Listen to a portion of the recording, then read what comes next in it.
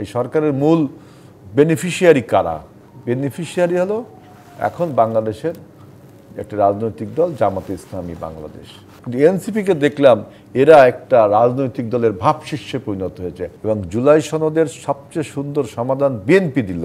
BNP বেশ কিছু ইস্যুতে ছাড় দিয়েছে জাতীয় ঐক্যমত্যের জায়গাটিতে এবং বেশ গুরুত্বপূর্ণ কিছু বিষয় আমরা দেখেছি বিএনপির মতো বড় একটি রাজনৈতিক দল তারা ছাড় দিয়েছে।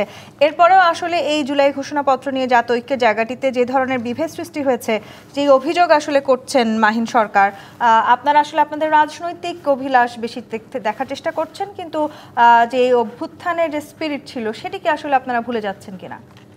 এই জায়গায় কতগুলো বক্তব্য আছে। অভ্যুত্থানের স্পিরিটটা আসলে কি, জুলাই সনদটা আসলে কি, এই জিনিসগুলো তো মানুষের কাছে আসলে ক্লিয়ার না।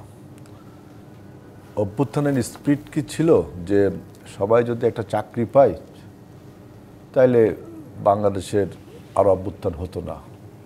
অভ্যুত্থানের স্পিরিট কি এটা ছিল?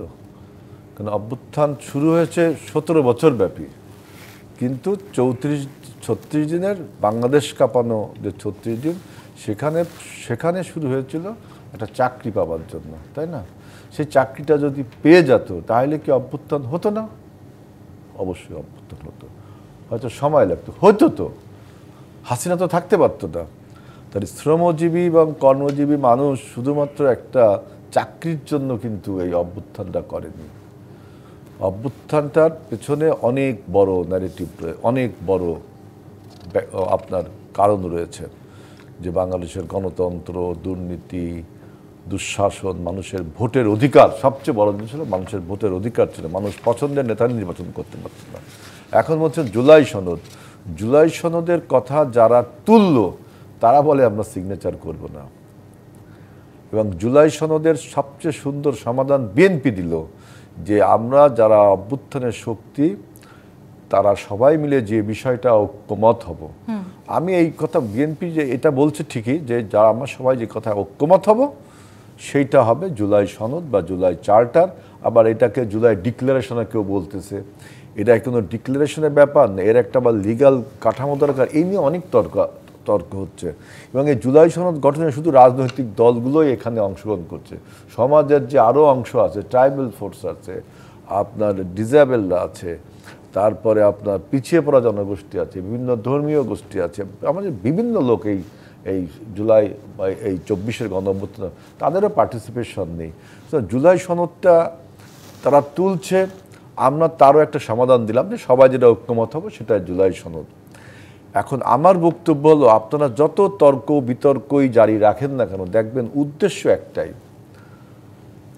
উদ্দেশ্য একটা কি, যে বাংলাদেশের গণতন্ত্রকে পুনঃপ্রতিষ্ঠিত করা যাবে না। গণতন্ত্রের সেটা কি যারা সই করবে না বলছেন তাদের উদ্দেশ্য? কারণ কি, এই সরকার, এই যে বর্তমান যে সরকার, এই সরকারটা আসলে কে চালাচ্ছে? এই সরকারের মূল বেনিফিশিয়ারি কারা? বেনিফিশিয়ারি হলো এখন বাংলাদেশের একটা রাজনৈতিক দল জামাতে ইসলামী বাংলাদেশ। সারা বাংলাদেশের দেখবেন সচিবালয় বলেন, তারপরে আপনি প্রশাসন, পুলিশ প্রশাসন বলেন, বিভিন্ন স্কুল কলেজ মাদ্রাসার কমিটি দেখবেন, সব জায়গা দেখবেন আপনার ওরা একটা ক্ষমতা এনজয়। আমি বলি, আমি শেষ করি আমার কথা, সেটা ওদের অভিযোগ আমার প্রশ্নের মধ্যেই খণ্ডিত হবে।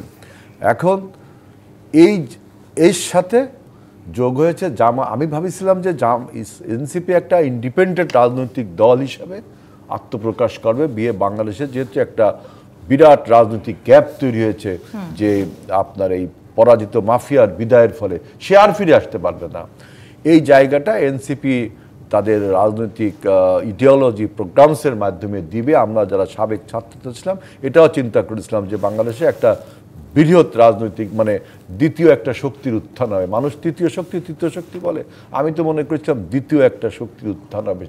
কিন্তু এনসিপিকে দেখলাম এরা একটা রাজনৈতিক দলের ভাবশিষ্যে পরিণত হয়েছে, একটা ইন্ডিপেন্ডেন্ট রাজনৈতিক সংস্থা না হয়ে ভাবশিষ্যে পরিণত হয়েছে। এই ভাবশিষ্য এবং তার প্যাট্রন জামাত, এই দুইটা দল এখন সরকারকে পরিচালনা করছে, অর্থাৎ দিস সরকার is led by Jamaat and Jamaat's আপনার ক্লায়েন্ট অর্গানাইজেশন এনসিপি। সুতরাং তারা যেহেতু ক্ষমতা এনজয় করছে, এখন নির্বাচন যদি দেওয়া হয়, তা নির্বাচনের পর নতুন সরকারে তাদের আসার সম্ভাবনা কম, কারণ নেশন ওয়াইড তারা কোনো রাজনৈতিক দল না। এই জন্য দেখবেন নানান রকম বয়ান শুরু হয়েছে।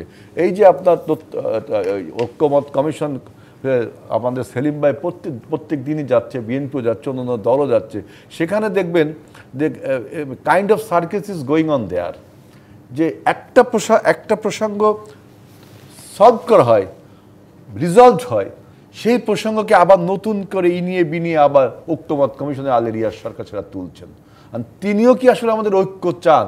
মানে এই যে তিনটা গোষ্ঠী, একটা সরকারের ভিতরে সরকারের একটা গোষ্ঠী, ঐক্যমত মানে যেটাকে আমি ঐক্যমত কমিশন বলছি, আর আমাদের এই নতুন যে রাজনৈতিক দল, যেটি আমি ভেবেছিলাম যে ইন্ডিপেন্ডেন্ট রাজনৈতিক দল হয়ে উঠবে, আমরা সবাই সাবেক ছাত্ররা, ছাত্রদের একটা দল হচ্ছে, আর জামাত, এরা সবাই মিলে এমন ন্যারেটিভ তৈরি করছে যে নির্বাচনটা অনিশ্চিত হয়ে গেলে কি হচ্ছে,